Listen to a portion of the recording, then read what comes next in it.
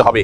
আল্লাহ তাআলার দুজন নবী জাকারিয়া এবং ইব্রাহিম আলাইহিস সালাতু ওয়াস সালাম তারা উভয় আল্লাহ রাব্বুল আলামিনের কাছে এমন একটা বয়সে এসে সন্তান এর প্রার্থনা করেছেন যখন সন্তান হওয়ার কথা নয়। আল্লাহ তাআলা তাদেরকে সেই সময়ে সন্তান দিয়েছিলেন এবং কোরআনে কারীমে তাদের সেই দোয়ার ফরম্যাট উল্লেখ করে দিয়েছেন। আমরা যদি সেই ফরম্যাটের দোয়া আল্লাহ তাআলার কাছে অনবরত পেশ করতে থাকি, নিবেদন করতে থাকি, ইনশাআল্লাহ সন্তানহীনতার কষ্ট এবং দুঃখ আমাদেরও দূর হবে এবং নেক সন্তান আমরা লাভ করতে পারবো ইনশাআল্লাহ বিইذنিল্লাহ। সন্তান লাভের জন্য জাকারিয়া আলাইহিস সালামের দুটি দোয়া কোরআনে কারীমে উল্লেখ হয়েছে। তার একটি বর্ণিত হয়েছে সূরা আলে ইমরানের 38 নম্বর আয়াতে, আর অপরটি বর্ণিত হয়েছে সূরা আম্বিয়ার 89 নম্বর আয়াতে। আলে ইমরানের আয়াতে আল্লাহ নবী জাকারিয়া আলাইহিস সালামের যে দোয়া আল্লাহ তাআলা উল্লেখ করেছেন সেটি ছিল এই, রব্বি হাবলি মিন লাদুনকা যুররিয়াতান তাইয়্যিবা ইন্নাকা সামিউদ দুআ, যার অর্থ হলো, হে আমার রব, হে আমার প্রতিপালক, আপনি আপনার তরফ থেকে আমাকে নেক এবং সুসন্তান দান করুন, আপনি দোয়া শ্রবণকারী। তার অপর যে দোয়াটি সূরা আম্বিয়াতে বর্ণিত হয়েছে সেটি ছিল অত্যন্ত মর্মস্পর্শী এবং হৃদয়গ্রাহী। সেই দোয়ার ভাষ্য ছিল এই, রব্বি লা তাযারনি ফারদা ওয়া আনতা খায়রুল ওয়ারিসিন, যার অর্থ হলো, হে আমার প্রতিপালক, হে আমার রব, আপনি আমাকে একা ছেড়ে দিবেন না, অর্থাৎ নিঃসন্তান আমাকে রাখবেন না, আপনি তো সর্বোত্তম ওয়ারিস দানকারী। আল্লাহ নবী ইব্রাহিম আলাইহিস সালাম আল্লাহর কাছে সন্তান চেয়ে যে দোয়া করেছেন কোরআনে কারীমে সেটি আল্লাহ তাআলা উল্লেখ করেছেন ছোট্ট একটি দোয়া সূরা সাফফাতের 100 নম্বর আয়াতে দোয়াটি বর্ণিত হয়েছে। সে দোয়ার ভাষ্য ছিল এই, রব্বি হাবলি মিনাস সালিহিন, যার অর্থ হলো, হে আল্লাহ, আপনি আমাকে নেক সন্তান দান করুন।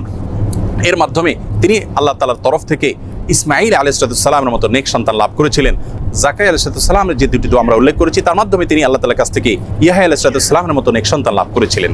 প্রিয় দর্শক, তাহলে নেক সন্তান লাভের জন্য দুজন নবী থেকে 3টি দোয়া আমরা শিখলাম, জানলাম। সেই দোয়াগুলো আমরা যে কোনো সময় বেশি বেশি করে পাঠ করতে থাকবো ইনশাআল্লাহ। সেই সাথে চতুর্থ যে দোয়ার কথা বলবো সেটি বর্ণিত হয়েছে সূরা ফুরকানের 74 নম্বর আয়াতে। আল্লাহ রাব্বুল আলামিন সেখানে দোয়ার যে ভাষ্য আমাদেরকে নিজে শিক্ষা দিয়েছেন সেটি হলো, রব্বানা হাব লানা মিন আজওয়াজিনা ওয়া যুররিয়াতিনা কুররাতা আয়ুন ওয়াজআলনা লিল মুত্তাকিনা ইমামা, যার অর্থ হলো, হে আমাদের প্রতিপালক, আপনি আপনার তরফ থেকে আমাদেরকে এমন জীবনসঙ্গী এবং এমন সন্তান দান করুন যে সন্তান আমাদের চক্ষুকে জড়িয়ে দিবে, অর্থাৎ সার্বিকভাবে পারফেক্টনেসের মাধ্যমে তাদের দিকে তাকালে আমাদের নয়ন জোড়াবে, এবং আমাদের সকলকে আপনি মুত্তাকিদের এবং নেককারদের ইমামে পরিণত করে দিন। সেই সাথে সহবাসের সময় নবী আলাইহিস সালাম যে দোয়া শিক্ষা দিয়েছেন সেই দোয়া পাঠ করার মাধ্যমেও আল্লাহ তাআলার কাছে নেক সন্তান আশা করবেন এবং প্রার্থনা করবেন। 5 নম্বর এবং সর্বশেষ যে আমলটি কথা বলতে চাই সেটি হলো ইস্তেগফার।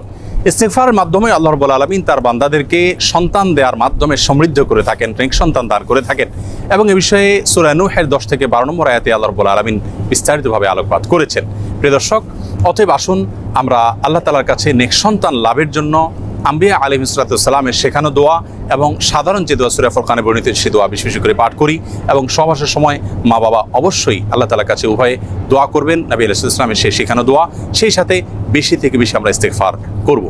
এর পাশাপাশি সন্তান না হওয়ার পেছনে বৈজ্ঞানিক যে সমস্ত কারণ আছে সে সমস্ত কারণগুলো আমরা উদ্ঘাটন করে সেগুলো থেকে যথাসম্ভব বেঁচে থাকার চেষ্টা করব এবং সুন্নাহ সম্মত লাইফস্টাইলকে আমরা অনুসরণ করব।